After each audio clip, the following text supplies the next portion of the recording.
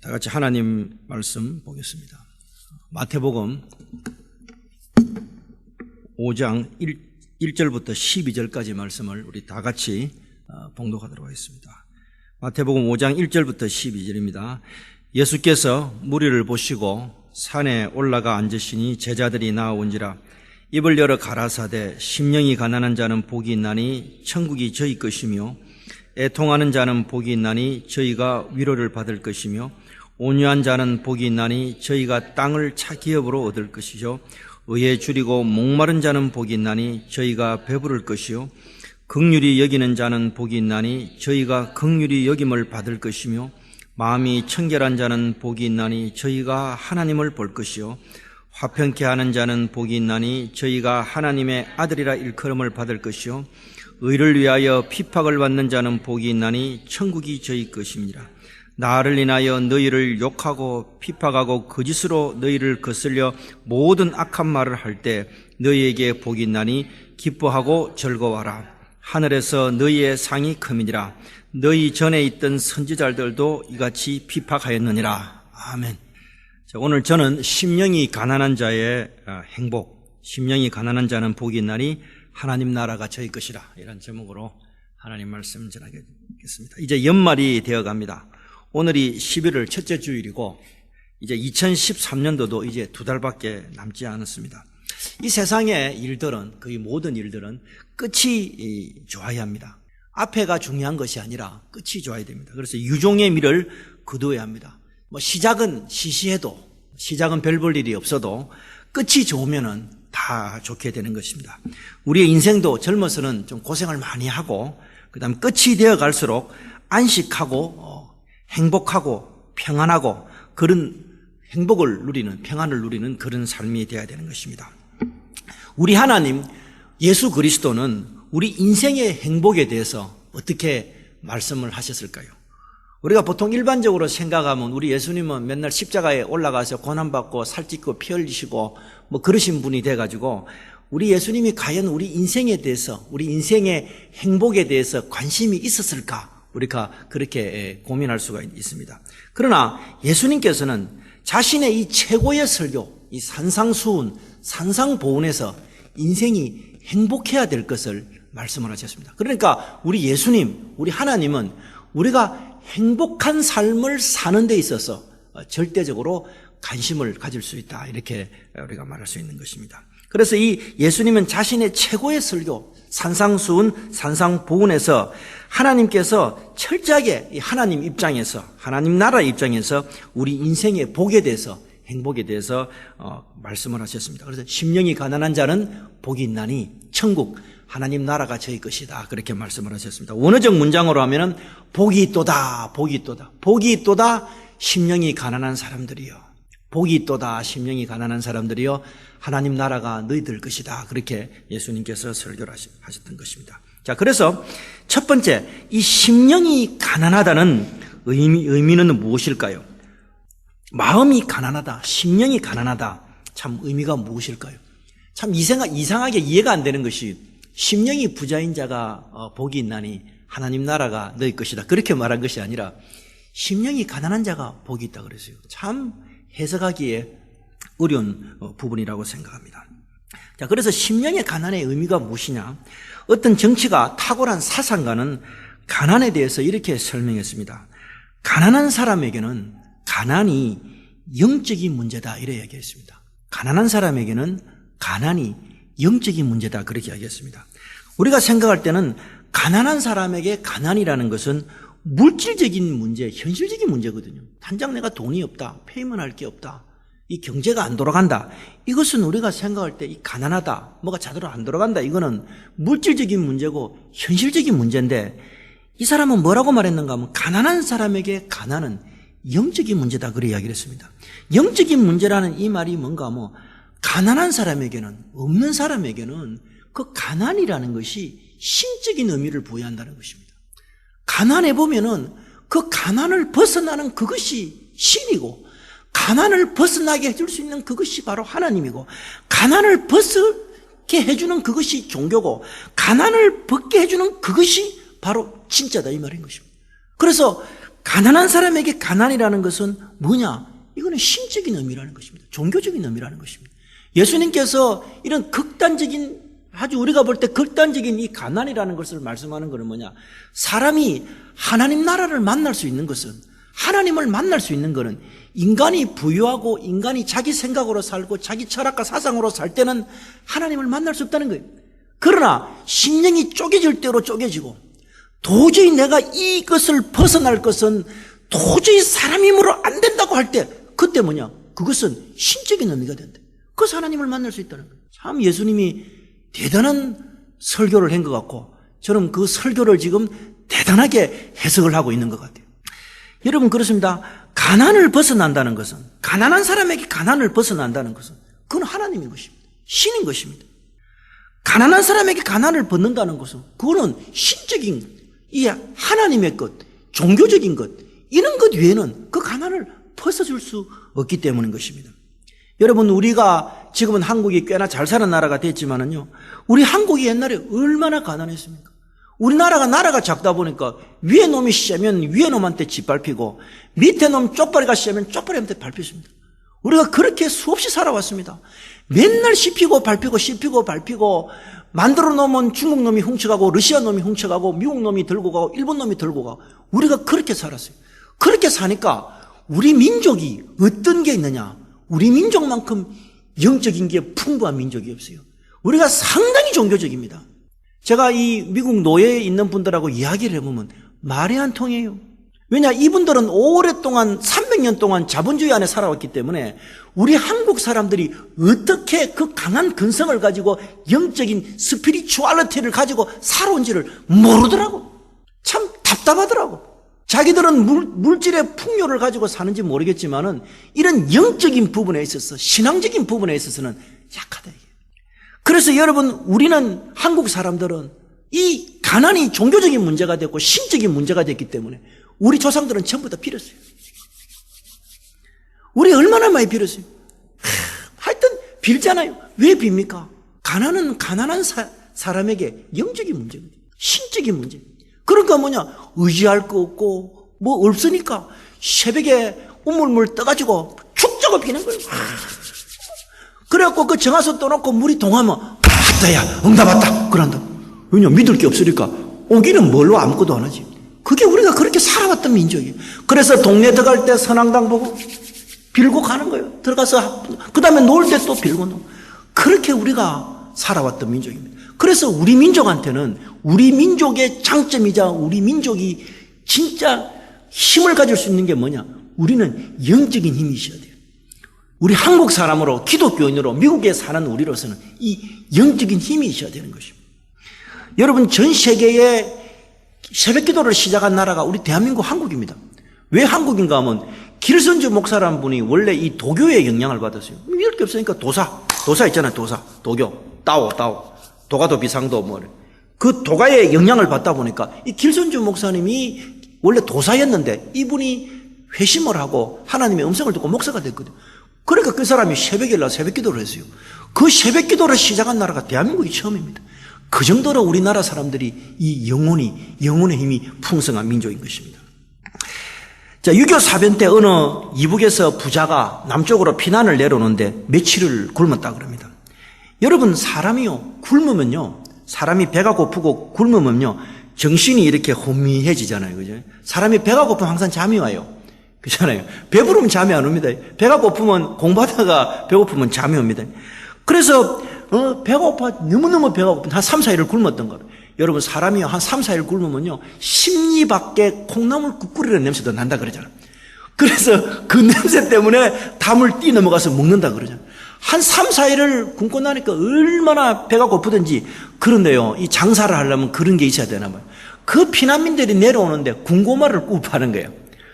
여러분, 배가 고픈데요, 군고구마를 구워 팔면요, 그 냄새부터 벌써 기절을 하는 거예요. 냄새부터. 근데 그 사람이 내려오는데 손목시계가 있다. 요즘이야 손목시계가 이 흔해 빠졌지만 옛날에는 이 손목시계 찬 사람이 동네에 하나 있을까 말까 했어요. 그러니까 이 손목시계 풀어주면서 그 군고구마 하나 달라는 거예요. 내가 지금 배가 고파 죽는데 무엇은 다 필요해. 그 손목시계 풀어주고 군고구마를 먹는데 어떻게 먹느냐? 눈물을 줄줄 흘리면서 하고 먹는 거예요. 사람이 눈물로 빵을 먹지 못한 사람은 인생을 논하지만 입으로는 군고구마가 들어오고 눈에서는 눈물이 나오는 거예요. 하나는 들어가고 하나는 나오는 거예요. 그래서 뭐냐? 눈물로 빵을 먹지 못하면 인생을 논하지 마라 그래요. 진짜예요, 여러분. 여러분, 가난은 우리 인생을 송두리째 뽑아버리고 우리 인생을 짓밟아버리는 것이 가난한 겁니다. 그래서 가난하게 되면 그 가난은 그 사람의 영적인 의미, 신적인 의미, 종교적인 의미로 다가올 수 있는 것입니다. 그래서 가난은 신적인 의미, 영적인 의미, 종교점이라는 것입니다. 그래서 그 가난을 통해서 예수님은 뭐를 말하느냐? 심령이 가난하면 그 가난을 통해서 하나님 나라가 우리에게 들었다는 것입니다. 여러분, 그렇습니다. 가난하면 아무것도 보이지 않습니다. 가난 앞에, 굶주림 앞에, 헐벗음 앞에 용기 있게 배짱 있게 설 수 있는 사람은 아무도 없는 것입니다. 그래서 우리 예수님은 심령이 헐벗고 가난하고 마음이 굶주린 앞에 선 그 사람이, 그런 심령이 가난한 사람이 뭐냐? 하나님 나라를 이렇게 만질 수 있다는 거예요. 하나님 나라를 이렇게 타치할 수 있다는 거예요. 이게 하나님 나라를 만져서 그 안으로, 그 경지 안으로 들어갈 수 있다는 것입니다. 참 역설 중에 역설이 아닐 수 없는 것입니다. 이론을 넘어가는 이론, 말로 설명되지 않는 설명인 것입니다. 정말 심령이 가난해야 하나님 나라를 이렇게 만질 수 있다, 들어갈 수 있다는 것입니다.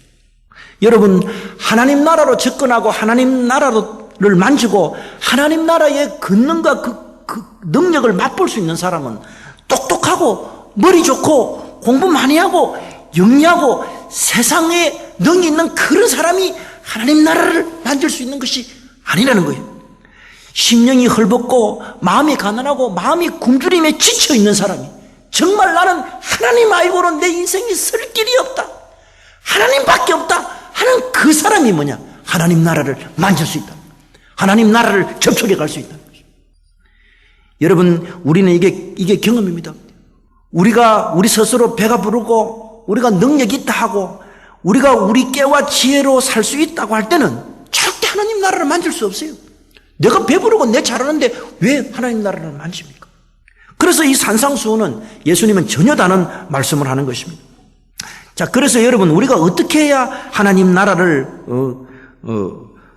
접근하여 들어갈 수 있습니까? 우리가 하나님 나라에 접근하여 들어가서 와, 이런 나라가 다 있네. 진짜 이런 나라가 다 있네. 와, 뭐 이래 좋은 나라가 다 있노.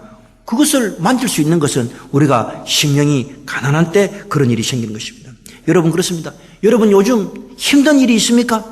여러분, 요즘 답답하고 고통받는 일이 있습니까? 여러분, 지금 굉장히 괴로운 일을 겪고 있습니까? 그거는 뭡니까? 여러분이 하나님 나라를 만날 수 있는 지금 절호의 찬스를 여러분이 만나고 있는 것입니다. 심령이 가난한 자는 심령의 가난함 때문에 그 가난이 종교적인 문제고 신적인 문제가 되고 영적이 되는 것이죠. 그래서 사람이 언제 제일 종교적이 됩니까? 언제 사람이 제일 거룩하게 됩니까? 언제 영적인 사람이 됩니까? 고난받을 때입니다. 환난을 통과할 때, 그 환난의 불을 막 통과할 때 그때 뭡니까? 사람이 뭐냐? 너무너무 영적인 사람이 되는 것이죠. 한번 엄청나게 뒤봤으니까 하나님이 이런 분이구나. 그 고난을 통과할 때 사람이 진짜 영적인 사람이 되는 것입니다. 여러분, 그렇기 때문에 심령이 가난해지지 않는 이상 우리가 하나님 나라를 접근하고 만지기는 상당히 어려운 것입니다. 여러분, 이 세상에 예수님이 이 땅에 오셨을 때 예수님의 별명이 뭔가 하면 세리와 창기의 친구라고 했습니다. 그 당시에도 여러분, 박식한 자, 많이 배운 자, 권력과 부를 가진 자, 그런 자들 다 있었습니다. 그런데 예수님은 그는 민중, 서민보다 더 못한 그런 사람들의 친구가 되었습니다. 왜 그럴까요? 예수님은 그런 사람들한테 뭐를 보여주느냐? 천국을 보여주고 하나님 나라를 보여주고 하나님 나라의 권능을 보여줬어요. 왜 그럴까요? 물론 그 사람들 중에 예수님을 배척하고 예수님을 원망하고 믿지 않는 사람들이 있었을 겁니다. 그러나 그 사람들은 뭐냐? 이 예수님이 알고는 내한테 소망이 없다. 예수님이 알고는 내한테 희망이 없다. 그런 그 사람을 통해서 하나님께서 그들에게 하나님 나라를 보여줬던 것입니다. 여러분, 그래서 뭐냐? 그 어떤 것으로도, 우리가 가지고 있는 그 어떤 것으로 하나님 나라를 접근하고 하나님 나라를 우리가 만질 수가 없는 것입니다. 여러분, 우리 교회가 지금 제일 필요한 게 뭘까요? 우리 교회가 제일 필요한 게 뭘까요? 건물입니까? 사람입니까? 교회 조직입니까? 재정입니까? 아니에요. 교회는 그런 데가 아니에요. 교회는 그런 데가 진짜 아니에요. 우리가 제일 필요한 거는 뭐냐? 하나님 나라가 이 교회로 쑥 들어오셔야 돼요. 하나님 나라가 이게 들어오셔야 돼요. 왜냐? 하나님 나라가 들어오면 그게 누가 들어오냐? 하나님이 오시거든. 교회는요, 그런 외적인 게 중요한 게 아니에요. 우리 교회가 제일 필요한 거는 뭐냐? 하나님 나라가 권능으로 이 교회에 임해야 되는 것입니다. 여러분, 가난한 사람은 가난이 영적인 종교적인 문제인 것입니다. 그래서 그 영적인 종교적인 문제를 해결하려고 가난하게 될 때 그 하나님의 권능이 쑥 들어오거든요. 그 하나님의 권능이 들어오게 되면 어떻게 되느냐? 우리의 삶에 있는 모든 악한 쇠사슬들, 우리를 묶고 있는 그 쇠사슬들, 우리를 그냥 칭칭 감고 있는 그런 악한 것들, 그런 악한 것들이 하나님 나라가 쑥 들어오면 뭐냐? 다 풀리게 되는 거예요. 여러분, 사도행전 16장에 보면은 바울과 실라가 빌립보 감옥에 복음 전하다가 낮에 개맞듯이 맞고 온몸이 피투성이 돼갖고 감옥에 그냥 내 동댕이 쳤어요. 그 한밤중에 바울과 실라가 감옥에서 그 밤중에 일어나서 찬송을 합니다. 기도를 하고 찬송을 하는데 뭡니까? 아마 그 찬송을 낼 거예요. 아마 주 달려 그 옛날에도 그런 찬송가 있었을 거예요. 죽은 십자가, 예수 우리 구원하려고 자기 몸을 하나님께 드리셨으니 우리를 죄에서 구하시려 주 예수 십자가 지셨으니 예수 십자가에 비로소 그대를 지켜. 아마 이런 찬송을 밤중에 불렀다는 거예요. 근데는 문제는 뭐냐? 제수들이 밤에 자빠지 안 자고 그걸 들었단 말이에요. 희한하죠. 왜 들었을까? 참 그거 희한한 거야. 아마 제수 한 명이 자고 있다가 예수 십자가에 흘린 피로서 이러는데 그거를 싹 듣는데, 야, 일나라, 저기 뭐 둘이가 왔는데 찬송가 부르는데 박자도 안 맞고 음정도 안 맞고 나 때 개맞듯이 맞고 지금 노래 부르는데 들어봐라, 뭔가 신비한 노래가 지금 흘러나온다. 그러니까 깨운 거예요. 깨우니까 그 찬송 소리가 그 감옥에 이렇게 임하게 된 거예요. 그래, 찬송이 확 임하니까 어떤 일이 생기느냐? 하나님 나라가 그 빌립보 감옥에 쑥 내려오게 되는 거예요. 그게 쑥 내려오니까 어떤 일이 생기느냐? 사도행전에 보면은 하나님을 찬미하면 뭐냐? 하나님 나라가 임하니까 갑자기 큰 지진이 일어난 거예요. 막 땅이 흔들리는 거예요. 그리고 그냥 옥터가 막 움직이는 거예요. 옥터가 움직이고 이러니까 뭐 그 당시 문이었다, 뭐 나무 문이니까 문들이 다 열리고 사람들이 다 메고 있는 게 수르르 다 풀리는 거예요. 수르르. 여러분, 그래요. 우리 인생에, 우리 교회에 어떤 일이 생겨야 됩니까? 여러분, 우리 인생에 큰 지진이 일어나야 되는 것입니다. 하나님 나라가 여기 들어왔고 지진이 확 일어나가지고 우리 마음의 감옥터, 다 사람은 자기 감옥이 다 있어요. 자기한테 이 얽혀 맥힌 그 감옥이 확 풀어지는 거예요. 그리고 그 감옥 문이 있는데 그 문들이 그냥 지진이 일어나가지고 영혼의 지진이 일어났고 그 문들이 다 깨지는 거예요.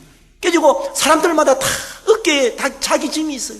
다 짐이 있어요. 그 짐이 뭐냐? 다 벗겨졌다, 그렇게 말하고 있는 것입니다. 그래서 여러분 뭡니까?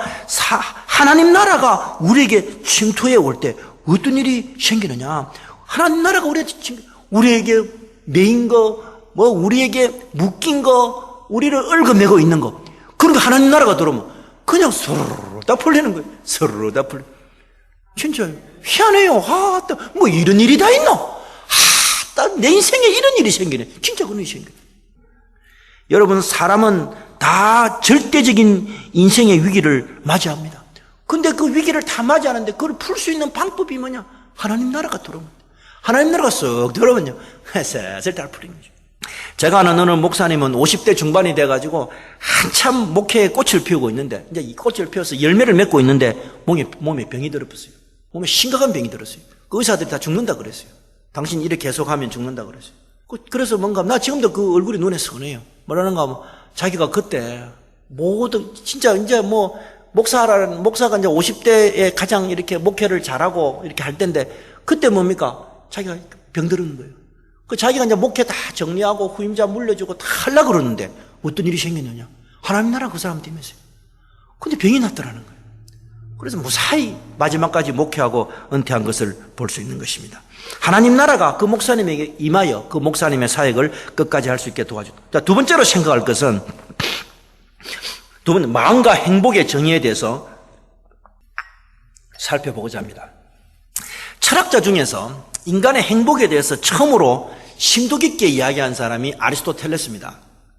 아리스토텔레스가 뭐라 그랬는가 하면 인생의 목적이 뭐냐 그래 물었어요.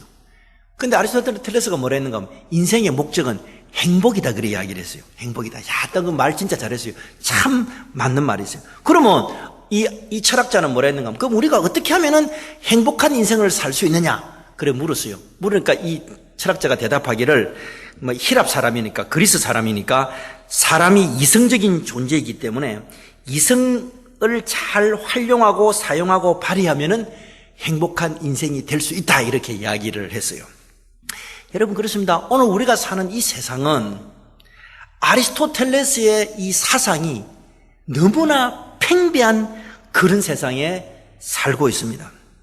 그래서 인간은 이성을 잘 쓰고 머리를 잘 쓰고 영리해지고 똑똑해지면은 우리가 행복해질 것이라고 다들 큰 착각, 큰 거짓말에 쏙혀가 살고 있는 것입니다. 그러나 예수님은 뭐라고 말씀하느냐? 사람의 행복은 절대로 이성에 있는 것이 아니라 서구 문명에 있는 것이 아니라 아리스토텔레스가 말하는 그 행복론, 이성을 사용해서 있는 그게 있는 것이 아니라 사람의 행복은 어디 있느냐? 천국에 있다 그렇게 얘기했어요. 하나님 나라에 있다 그렇게 얘기했어요. 그래서 뭐냐? 사람이 행복해지는 것은 어떻게 행복해지느냐? 하나님 나라가 와야 그 사람이 행복해질 수 있다는 거예요. 여러분 우리가 쏟고 있는 거예요. 이 세상에 있는 이 세상 정신에게 쏟고 있는 것이죠. 여러분 오늘 세상이 얼마나 병들었습니까? 이성적으로 철학적으로 자기 이 생각을 잘 굴려갖고 살면 행복해질 거다. NO! 거짓말이라니까 그게. 여러분 제가 이번 금요일 날 텔레비를 보니까 그 23밖에 안 되는 개가 뭐가 그리 열받을 게 있는지 총 들고 가가지고 TSA 총으로 쏴 죽이고 총을 4판이나 쏴 죽이고 그 옆에 사람 다 쏴 죽이고 뭐 그냥 난리가 났더라고. 그 텔레비에 보니까 하루 내내 그 헬리콥터가 떠가지고 뭐 105번 405 다 막히고 완전 얼마나 사람들한테 고통을 줘요. 그러면서 뭔가 뭐 그 청년을 쏴 죽이려고 경찰들은 총 이렇게 뭐 샷건 들고 개 풀어가지고 그냥 보이면 그냥 벌집을 만들려고 그래 돌아다니다. 그래서 내가 속으로 이 미국이 얼마든지 행복하게 살 수 있도록 만들어 나는 놨는데 어쩌다가 저런 인간이 생긴. 그래서 내가 선택한 나라는 미국밖에 선택할 수 없는데 이 선택한 나라에서 내가 왜 저런 거를 보게 되노? 마음이 참 답답하더라고요. 여러분, 이 서구 문명은 수천 년 동안 어떻게 강조했느냐? 우리가 우리 생각을 잘 쓰면은 우리 인생을 밝혀줄 거라고 그렇게 줄기차게 강조해 왔습니다. 우리의 생각이 우리를 구원해주고 우리의 이성과 생각이 우리에게 행복을 줄 것이라고 줄기차게 끝없이 주장해 왔습니다. 여러분 그러나 절대로 그렇게 되지 않습니다. 여러분 이 세상은 항상 거짓말을 합니다. 그래서 우리가 쏙히면 안 돼요. 예수 믿는 사람은 쏙히면 이 세상은 거짓말이 많아. 거짓말을 진짜 합니다. 근데 거짓말을 어떻게 하느냐? 진짜 참말처럼 한다니까. 정말이에요. 내가 많이 쏙히 봤기 때문에 이 말을 하는 거예요. 여러분 사람이 가장 이성적이 될 때, 철학자가 말하는 것처럼 가장 이성적이 될 때 사람은 자기를 가장 많이 잃어버립니다. 희한합니다. 우리가 생각할 때는 가장 이성적이 될 때 내가 가장 행복할 거라고 생각하는데 사람이 가장 이성적이 될 때 자기를 가장 많이 잃어버리게 되는 것이죠. 여러분 문명이 극도로 발달하면 사람이 행복해질 거라고 이야기합니다. 문명이 극도로 발달하면 사람이 가장 많이 타락을 합니다. 참으로 신기하고 이상합니다. 희한해요. 문명이 발달하면 사람이 행복하게 살아야 되는데 문명이 발달하면 사람이 더 사람을 죽이고 타락하게 돼요. 그 쏟긴단 말이에요. 오늘도 우리가 여전히 쏟고 사는 거예요. 나는 많이 쏟겨봤기 때문에 이 말씀을 그냥 힘차게 말할 수 있는 거죠. 여러분 이 세상의 이론 중에서 가장 잘 만들어진 이론이 이 이념과 현실을 가장 잘 만드는 이론이 칼 막스의 자본론입니다. 공산주의 이론입니다. 공산주의 이론은 5세기경에 어거스틴의 신국론을 카피해가지고 이 땅에 인간의 생각으로 유토피아를 만들 수 있다는 게 공산주의 사상입니다. 그래서 공산주의 사상은 이념과 현실을 가장 잘, 이때까지 어떤 사상보다 그 사상을 따라갈 길이 없어요. 잘 만든 게 공산주의 사상입니다. 그런데 여러분, 공산주의 사상이 그렇게 훌륭하고 그렇게 잘 만들어졌는데 공산주의 사상 때문에 사람이 얼마나 많이 죽습니까? 우리 한국도 거기 피해자 중에 한 나라고 우리 민족입니다. 여러분, 공산주의 사상 때문에 지구 인구의 5억에서 7억이 죽습니다. 유태인 600만 죽인 거는 그 사람 죽인 것도 아니에요. 600만 그거는 셀 수 있는 건덕지도 아니에요. 그렇게 많은 사람을 죽였어요. 왜냐? 그렇게 이성을 개발하고 그렇게 철학적이고 그렇게 훌륭한 사상인데 그게 어떻게 바뀌느냐? 사람 죽이는 살인자로 바뀌는 거예요. 여러분, 그 캄보디아 공산주의 나라 킬링필드 보면은 1975년도 4월 17일에 공산 접근을 자는 이 크메르 루즈는 무자비하게 사람 죽였어요. 그래서 뭐냐면 정부 관리나 지식인 기술자들 처참하게 죽였습니다. 저같이 안경을 낀다 이러면은 뭐냐, 이리 좀 와봐라, 죽여보는 거예요. 그래서 손바닥을 이렇게 만져갖고 굳은 살이, 저는 굳은 살이 있어요. 있으니까 살 수 있는 거면 이렇게 해갖고 굳은 살이 없으면 이것도 죽여보는 거예요. 그리고 총알이 아까워가지고, 총알 아깝다 그래 사람을 벽에 씌워놓고 벽에다가 머리를 찧어갖고 죽였습니다. 진짜 처참하게 죽였습니다. 그래서 몇 명이 죽었냐, 뭐 대충 샬리 보니까 170만 명이 죽었다는데 300만 내지 500만 명을 그렇게 죽인 것입니다. 여러분, 그렇지 않아요. 우리가 이성적으로 살고 우리가 머리를 잘 써서 그게 행복이 아니에요. 사람은 가장 이성적일 때 가장 자기를 잃어버리게 되는 것입니다. 그 다음에 뭐냐, 우리가 종교에 있어서 어떻습니까? 가장 종교가 율법적이 될 때 어떤 일이 생기느냐, 비율법적인 사람이 되는 것입니다. 참 희한하죠. 가장 율법적이 될 때, 가장 율법을 잘 만들 때, 더 이상 율법을 만들 수 없을 정도로 만들 때, 그것도 어떤 일이 생깁니까? 유대인들이 예수님 죽인다고. 참 이게 역설이에요. 저는 설교할 때 목사님들이 인간이 죄인입니다 그럴 때 굉장히 듣기 싫었어요. 그냥 있는 대로 죄인이라는 거 아무 생각도 안 해보고. 그런데 실로 우리의 모든 주의와 역사와 환경을 들어볼 때 인간은 보통 죄인이 아니에요. 여러분, 율법적이 되면은 교회가 평화롭고 교회가 잘 돼야 되잖아요. 그런데 율법적일 때 가장 비율법적이 되는 것입니다. 교회의 율법 잣대가 많으면은 교회가 교회답지 못하는 거예요. 여러분, 유대인들은 어떻게 생활했습니까? 유대인들은 바리새파, 사두개파, 이 하시림의 선조들은 율법을 더 이상 쌓아서 올릴 수 없을 정도로 율법을 개발을 했습니다. 그래서 주일날이 되면은, 안식일날, 저것들이 토요일 되면은 바늘을 안 옮겼어요. 바늘을 옮기면 안 된다는 거야. 바늘을 안식일에는 일하지 마라 그랬으니까 바늘을 요소 열로 옮기면 안 돼. 바늘이 땅에 있어도 가만히 둬야 돼요. 그 정도로 철저히 지켰어요. 그 다음에 안식일이 되면은 돌덩이를 네 방향으로 던집니다. 동서남북으로 던지고 그 안에서만 왔다리 갔다리 했어요. 왜? 일 안 하려고. 여러분, 그렇게 율법을 발전시키고 모든 것을 발전시켰는데 그 사람들이 뭘 합니까? 예수님 죽인단 말이에요. 참 이게 정말 역설 중에 역설이 아닐 수 없는 것입니다. 여러분, 교회는 무엇을 해야 되고 무엇이 있어야 됩니까? 교회는 바로 복음, 좋은 소식, 모든 것을 면제해 줍니다. 이성도 아니고 자기 의도 아니고 율법도 아니고 복음이 있어야 돼요. 복음, 굿뉴스. 굿뉴스는 뭡니까? 다른 게 굿뉴스가 아니고 예수님의 굿뉴스가 뭡니까? 여러분 제사해 줍니다. 하나님 여러분 도웁니다. 하나님 눈먼 거 다 밝혀줍니다. 여러분의 눌린 거 다 해결해 줍니다. 여러분의 포로된 거 자유해 줍니다. 그게 복음 아니에요. 그게 복음 아니에요. 여러분, 누가복음 4장 18절 19절에 주의 성령이 내게 임하사 이는 가난한 자에게 복음을 전하게 하시려고 내게 기름 부으사 나를 보내사 포로된 자에게 자유를. 이게 복음이거든. 사람은 다 가치가 있거든. 그것은 뭐냐? 줄줄줄 풀어주는 거예요. 여러분이 꽉 뭐가 눌려가 있을 때, 여러분이 정말 해결하지 못한 게 있을 때 누구 와서 그거를 풀어주면 얼마나 자유를 느껴요. 정말요. 우리가 인생을 살 때 막 그냥 칭칭칭칭 감기가 있는데 누가 와가지고 그걸 슬슬 풀어줘가 네 자유다. 얼마나 행복해요, 여러분. 예수님은 이 땅에 오셔서 뭘 하셨느냐? 희년을 맞이해서 복음을 전했는데 포로된 자에게 자유를 준다. 갇혀있는 자에게 자유 준다는 거예요. 얼마나 대단한 거예요. 그 다음에 눈먼 자에게, 시각자인에게 다시 보게 해준다. 여러분 보지 못하고 늘 꼬라박는데 어디로 가야 될지를 모르는 사람에게 다시 눈 띄워준다는 거예요. 이게 복음인 거예요. 그 다음에 눌린 자에게 자유를. 여러분 우리가 미국 살다 보면, 인생 살다 보면 눌린 일이 얼마나 많아요. 내 영혼이 눌리는 거예요. 막 눌리가. 근데 그거를 누가 풀어줘봐요. 얼마나 행복해. 얼마나 행복해. 누가 그거 풀어줘봐. 와, 자유다. 그래서 뭡니까 여러분, 이런 은혜가 있는 곳이 바로 교회이고, 교회는 복음을 전파하고 이 복음의 안에서 살아야 되는 것입니다. 여러분 우리가 이성으로 산다 그러는데, 사람은요 이성 위에 뭐가 있습니까? 사람 생각 위에 뭐가 있습니까? 율법이 있습니다.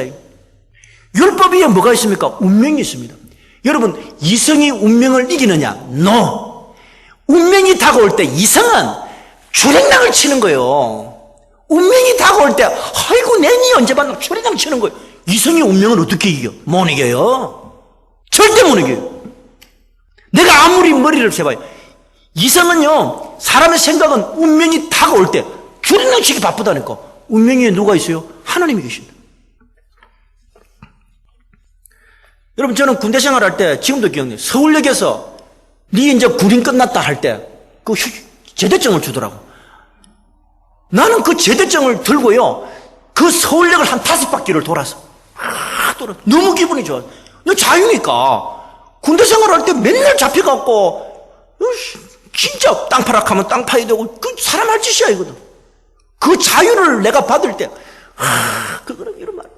우리 예수님이 어떤 분이냐? 포로된 자에게 자유를, 눈먼 자에게 다시 보게 해주고 눌린 자유를 자유케 한다는 거예요.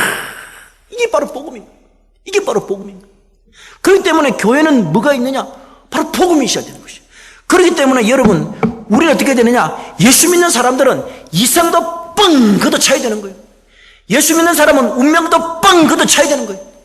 다 걷어차봐야 돼요. 그리고 뭐냐? 우리 심령에 하나님 나라여 들어와 주시옵소서 이래야 돼요. 하나님 나라가 우리 마음에 들어와서 우리 마음에 큰 지진이 생기고 심령의 옥토가 움직이고 얽히고 설킨 것들이 다 깨어지고 박살이 나고 우리의 맨 것들이 다 풀어지는 그런 놀라운 일들이 생기는 것이 바로 오늘 우리 교회가 되어야 되고 우리의 심령이 되어야 되는 것입니다. 여러분 예수 믿는 것이 뭡니까? 절대로 우리 이성적으로 사는 것도 아니고 운명적으로 사는 것이야.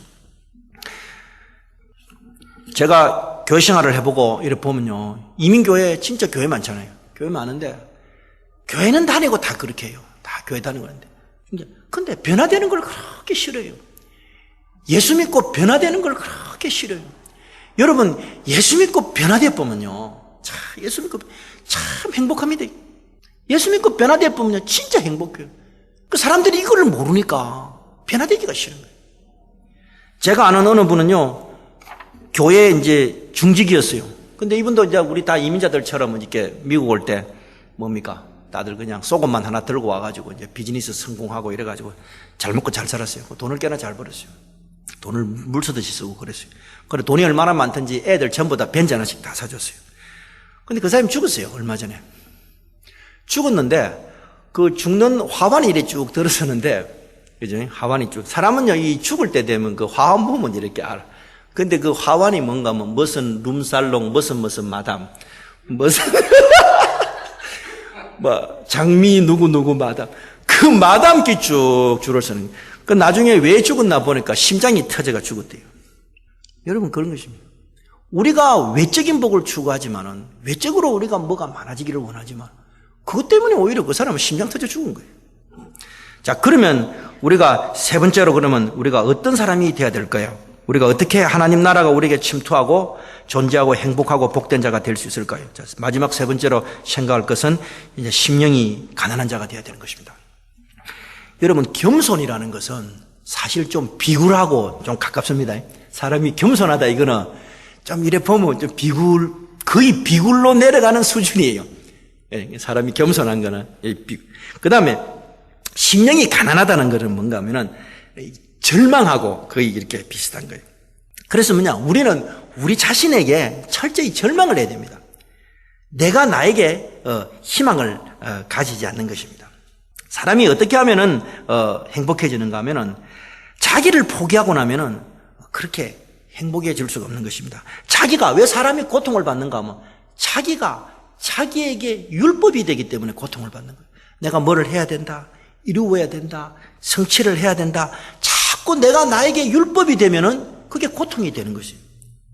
그래서 이 겸손은 비굴하고 비슷하고 심령이 가난한 자는 자기 절망과 비슷한데 예수를 믿는 것은 바로 자기 포기하고 비슷한 것이 아니라 바로 자기 포기를 하는 것입니다. 그래서 어떻게 하느냐? 나는 못한다. 하나님이 하신다. 이게 바로 심령이 가난한 겁니다. 나는 못한다. 하나님이 한다. 그럴 때 사람이 해방을 느끼는 거예요. 자유를 느끼는 거예요. 여러분, 우리가 생각할 때는 우리가 행복한 것이 이 세상의 어떤 것으로 행복해질 수 있다 그러는데 그렇지 않습니다. 여러분, 영국에 가면은 영국의 런던 스쿨 오브 이코노믹스 앤드 폴리티컬 사이언스라는 대학이 있습니다. LSE라는 이 대학인데 100년의 역사를 가지고 있는 대학인데 이 대학에 이 로버트 우스퍼라는 교수가 전국의 전 세계의 54개를 나라를 대상으로 해서 행복 지수를 조사한 적이 있습니다. 어느 나라가 가장 행복하게 살 건가 행복지수를 54개 나라를 조사를 했는데 행복도에서 가장 행복도가 높이 놓은 나라가 어디냐? 1위가 방글라데시입니다. 방글라데시는 전 세계 최고의 빈국입니다. 홍수가 나면 모든 걸 다 떠내려가는 나라입니다. 그런데 그 나라에 있는 사람이 행복도가 1위라는 겁니다. 그리고 또 다른 데서 조사를 해보니까 143개국을 영국의 한 재단에서 조사를 했는데 1위가 코스타리카고 2위가 도미니카고 3위가 자메이카, 독일이 51위, 일본이 75위, 한국이 68위, 미국이 114위더라는 것이죠. 조사를 해보니까 사람이 행복도를 느끼는 것은 이 세상의 환경 물질하고는 완전히 떠났다는 거예요. 그리고 또 이 다른 데서 통계를 내보니까 미국 미시간 대학 사회연구소에서 조사하니까 82개 나라의 행복도를 조사해보니까 남미의 푸에르토리코가 1위를 차지했다는 것입니다. 여러분, 그렇습니다. 조사를 해보니까 사람이 행복해지는 것은 물질에 있는 것이 아니라 그 사람의 심령에 있다는 것입니다. 이 영국 재경대학에서 조사해보니까 비가 너무 많이 와서 이 방글라데시는 비가 오면 모든 것을 썰어가는 것이 방글라데시인데 거기가 1인데 미국은 이 재경대사 연구는 미국이 54개 중에서 미국이 46위, 거의 꼴찌에 가까워요. 그 다음에 일본 경제대국인 일본이 44위.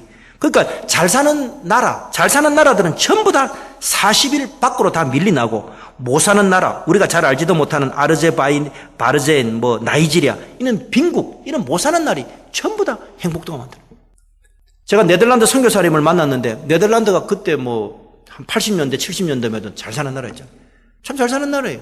풍주한 나라예요. 근데 그분이 와서 그러더라고. 우리 네덜란드가 이래 잘 살고 있고 세계 몇 번째 잘 사는 나라인데 우리나라 사람들이 행복하다고 생각하는 사람은 거의 없다는 거예요. 존경하는 교우 여러분들 행복해지시기를 주님의 이름으로 축원합니다. 매일 즐겁고 기쁜 생활을 하기를 바랍니다. 그러면 어떻게 하면 행복해집니까? 행복은 우리의 환경과 재물의 물질에서 행복한 것이 아닙니다. 하나님 나라가 우리에게 들어오면은, 하나님 나라가 우리에게 침투해 들어오면 우리가 그때부터 행복해지는 것입니다. 말할 수 없는 기쁨이 생기는 것입니다. 여러분, 우리를 포기합시다. 우리를 버립시다. 우리 자신을 버립시다. 우리가 심령이 가난해질 때 우리가 하나님 나라로 들어갈 수 있기 때문입니다. 그 가난한 심령으로 하나님 나라 천국이 여러분에게 충만하게 임하는 우리 모두가 다 되시기를 주님의 이름으로 축원합니다.